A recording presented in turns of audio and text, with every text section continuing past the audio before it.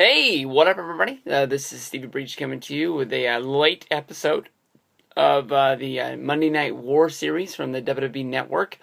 This one was entitled "The Fall of WCW," which isn't fair, but a lot of this episode was mostly about Vince Russo coming into WCW.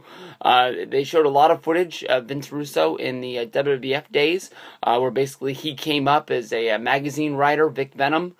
He wrote a long article in WWF Magazine, basically airing his grievances with what the WWF had become, pointing out a lot of bad characters that were on the roster, just saying that they weren't in touch with what wrestling fans were today, and from there basically moved from being a guy that wrote an article in the magazine to being the guy who was writing creative with Vince McMahon, basically becoming the new, I guess you could say, Pat Patterson, booking the territory and, adding a lot of flavor to what was going down in there.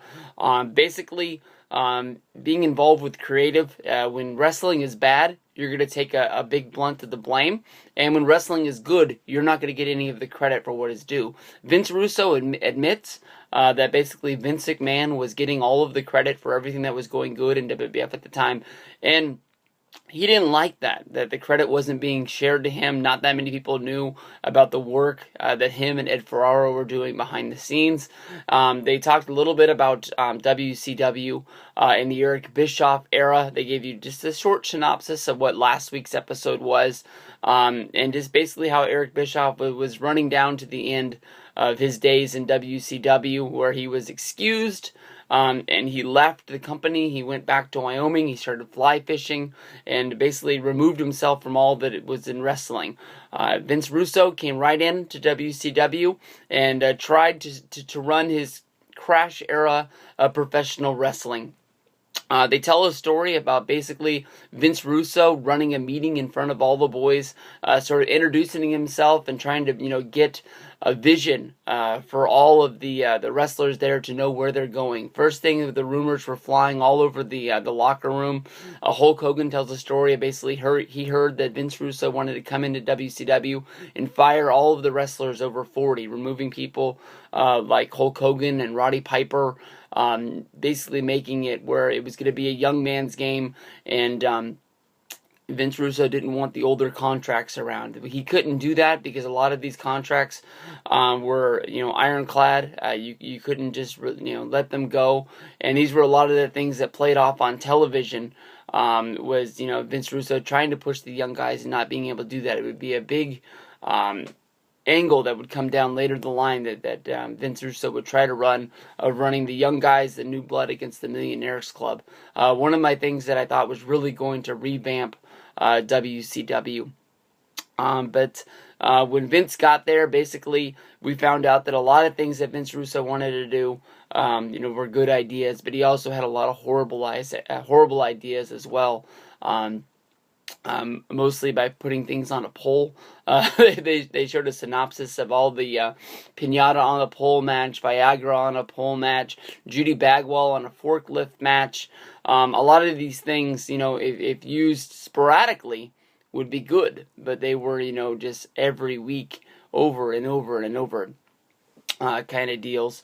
Vince Russo and Ed Ferrara, they tried their best in WCW, and it got to the point where basically they realized that this wasn't going to work as well. So they asked Vince Russo if he would join a booking committee, with fellow, wrestlers that could try and help him to get to the point where it was going to be. Vince Russo had an ironclad contract as well that said he was going to be the head of creative or he was going to be nothing. So basically he went home and still collected his WCW Time Warner paycheck. And, They gave the reins to Kevin Sullivan. Kevin Sullivan is a guy who has a lot of heat on him himself. Everybody knows about Kevin Sullivan and Chris Benoit. Basically, Kevin Sullivan led to his own demise. Something that when you look at a lot of couples that are involved in wrestling, a lot of times when you work your own angle to split each other up, basically it works the real life. You really start to create you really start to drift apart, and that's what happened. But basically, Kevin Sullivan, who was in charge of creative in WCW earlier, started booking his own divorce, where Woman started being with Chris Benoit. Little did you know later that Chris Benoit and Woman really started hooking up, and Chris Benoit stole Woman away from Kevin Sullivan, and that led to the group of known as the Radicals, who left WCW to go to WWF. Chris Benoit, Eddie Guerrero, Perry Saturn, and Dean Malenko basically not having any faith, and WWF bought their contracts and took them over from WCW and put them on WWF. There were more guys in this group that were supposed to go. Conan, Shane Douglas, there was like 2 or 3 more names, but basically WWF just said they didn't want them. Shane Douglas had his time in WWF before. He'd been there for a couple stints, and they just didn't really like his attitude. Conan had been there before as Max Moon, and he had a bad leaving, and they just didn't believe that they could use him, but they took those 4. And those 4 were almost like the dagger that stabbed WCW in the heart. They were the group of guys that were really supposed to become the main event. For once, Flair, Hogan, Hall, Nash, once those guys started to shift out of the main event, these were the guys that were having the best matches. These were the reasons why people were tuning in to Monday Nitro in the first hour to see, what was going down. This was the guys that were going there. They didn't talk about this, but WCW and Kevin Sullivan tried to give these guys faith. They told Eddie Guerrero he was to become the United States champion. They told Dean and Perry that they were going to become the tag championship. And then on WCW pay-per-view, I can't remember which one it was, Chris Benoit won the WCW championship by pinning Sid. He still decided that it wasn't for him to stay in WCW. They all left the company that night. I can't remember the time period, but it wasn't long before they were on Monday Night Raw, where they showed up front row. They made a big deal of it. They got in a fight with the New Age Outlaws, and which made it a little funny. Was weeks later they ended up joining the New Age Outlaws, where they ended up basically playing the lackeys to DX, which it sort of put them in a good spot because they were used in a lot of tag matches where it was like the Radicals and Triple H, and then like X-Pac and the New Age Outlaws would sit sideline, but they really weren't in the limelight at the same time. They have those like politics when you go in, but you could tell that Chris Benoit was definitely going to be somebody special. We saw Chris Benoit wrestle in a match against Triple H. I believe it was on SmackDown in the main event. Eddie Guerrero was using his frog splash a lot. You could tell that he was somebody that they really wanted to use. Saturn and Malenko were good workers, and you could tell that they just were going to be good workers. They never really looked like they were going to be anything really special in WWF. From there, they talked about how basically WCW wasn't falling behind Kevin Sullivan as well. They found a way to try and get Russo and Bischoff to work as a team, and basically they brought them back as not a booking committee, but just 2 guys trying to bounce ideas off of each other. Russo would be the guy who would be pitching the wild ideas. Eric Bischoff, the only man to ever beat Vince McMahon in the ratings war, was going to try and be the Vince McMahon, where he would take those Russo ideas and try to mold them into one situation. This worked for maybe about 3 months before they figured it out that this wasn't going to work with each other. But this is basically a very historic Monday Nitro, where basically they didn't cancel a Monday Nitro, but there was a Monday when there was no wrestling. They played a best of. They had just a talking segment between Tony Schiavone and that other fat announcer, I can't remember what his name was, and they just talked about what was wrong with WCW, and they told a whole lot of truths, and said that they weren't working right, and they were going to try and fix it, and that's why they didn't have that wrestling that night. They played a best of, trying to remind people of the good times that were on WCW, and much like what TNA did with their last few weeks, where they played their top 50 moments, or however many moments that was on those 3 weeks of television on Spike before they left. But then they came back, and they had all the young guys in the ring, and they basically were replaying off of what that one behind the scenes talk that Vince Russo had when he first came into the company, that the company was going to be all about the young guys, and he was going to make all the dinosaurs move out of the ring. That's basically where Eric Bischoff came down and said that he bought into what Russo was saying, and that they really were going to work together on television as well, and they were all going to be basically trying to get rid of Sting, Sid, Hogan, DDP, the guys that were making all the money, that they said they were the reason that they were holding each other down, and that was going to be the Millionaires Club against the New Blood. I thought this was really an angle that was really going to work. They paired off guys that were a lot alike, and that when you look at guys like Shane Douglas going up against Ric Flair, this was a dream match for a long time, that Shane Douglas and Ric Flair actually had heat.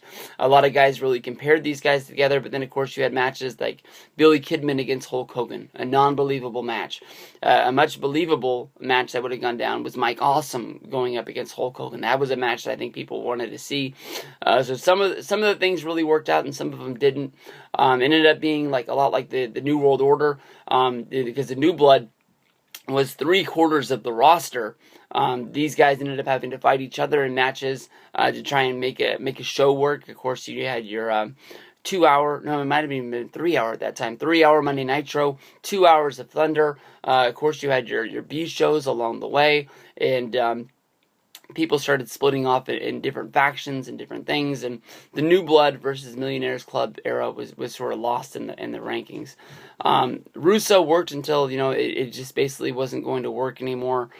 People really looked at Vince Russo like he was a one-trick pony, like there just wasn't anything left. And from that point, there was a lot of things going on behind the scenes that were even out of wrestling that there was nothing they control of. There was a merger between Time Warner and AOL, which basically was America Online was going to be taking up everything that Ted Turner had owned, whether if it was the Braves, the Hawks, WCW, CNN, Headline News, and honestly, I'm a big Atlanta Braves fan. This merger didn't only fuck up WCW. This merger fucked up the Atlanta Braves. The Atlanta Braves, honestly, in my mind, have never been the same since this merger went down. Ted Turner always made sure that the Atlanta Braves were stacked with the best players. Everybody knows about the rich pitching heritage of the Atlanta Braves, and great outfielders, great hitters. The Braves have never spent money like they did back in the day. It's more about being a business instead of putting a great team out there. They've drafted well, but a lot of guys leave, and it's just the way it is, and it sucks. Braves haven't been. They've been a contender. They've won the East a lot, but they really haven't been a. I don't think they've been to the World Series since '90. Shit, when was the last time the Braves went to the World Series? '99 or 2000? One or the other against the Yankees. It's been a long damn time. We've been in a little bit of a drought here.